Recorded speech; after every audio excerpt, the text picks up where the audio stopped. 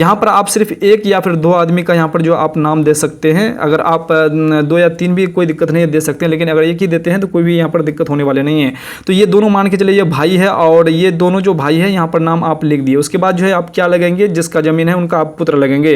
तो आपका पिताजी कौन है, यहाँ पर ये चीज़ आपको लिख देना पड़ेगा। आपका पिताजी जो है यहाँ पर उसका नाम आपको यहाँ पर लिख देना है।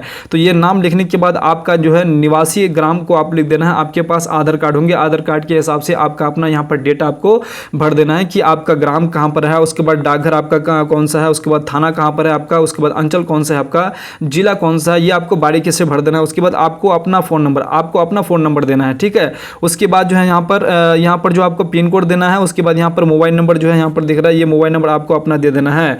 तो मैं भूमि जिसका विवरण निम्नलिखित है हेतु दाखिल खारिज हेतु याचिका समर्पित करता हूँ। तो हित अर्जित करने का माध्यम ये क्या होने वाला है, देखिए यहाँ पर बंटवारा और उत्तराधिकार बंटवारा, यहाँ मतलब बाप दादा वाला जो आपका ज़मीन है उसे आप बंटवारा करके अपने नाम से यहाँ पर जमाबंदी करने वाले हैं।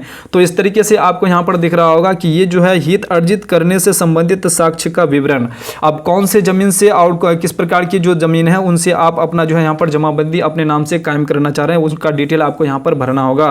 तो मान के चले आप जो केवला मान के चले आपके पिताजी या फिर दादाजी या फिर परदादा के नाम से केवला है और उनसे आप अपने नाम से जमाबंदी कायम करवाना चाह रहे हैं और उसे बंटवारा करके जो कौन कितना ज़मीन पा रहे हैं और कौन से प्लॉट में कितना ज़मीन पा रहे हैं वो चीज़ आपको यहाँ पर अब भरना होगा।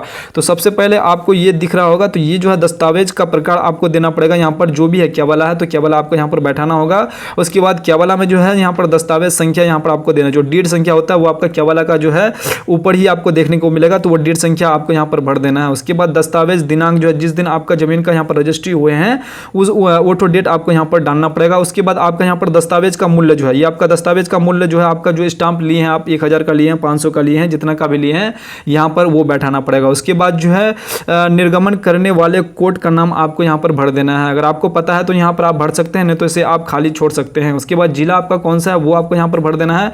उसके बाद ये पता जो है आपके आधार कार्ड के हिसाब से आप जो ग्राम कौन सा निवास कहाँ पर है आपका, उसके बाद जिला पोस्ट आपका थाना, इस तरीके से आपको यहाँ पर भर देना है। तो ये भरने के बाद जो है अब क्या करना होगा, ये जो दूसरा खाना है मान के चलिए आपका जो है अगर कोर्ट का अगर मान के चलिए कोर्ट के माध्यम से आपने बंटवारा किया हुआ है तो आपको वो बंटवारा यहाँ पर लिख देना है। और उसके बाद जो है यहाँ पर खतियान का आपने बंटवारा कर लिया तो कोर्ट से अगर मान के चले आप बंटवारा किए हैं या फिर जिस भी प्रकार से आप बंटवारा किया तो आपको यहाँ पर लिख देना है कि बंटवारा के आधार पर हम इसका यहाँ पर जो है इसको जमाबंदी खुलवाना चाह रहे हैं। तो ये जो है आपको यहाँ पर बंटवारा देना, उसमें आपका जो भी दस्तावेज संख्या यहाँ पर होंगे तो वो आपको यहाँ पर बैठा देना है। उसके बाद जिस डेट पे आप यहाँ पर किए हैं कोर्ट बंटवारा वो डेट आपको यहाँ पर भर देना है। उसके बाद कितने का स्टाम्प लिए वो देना है। और ये चीज़ अगर आपको पता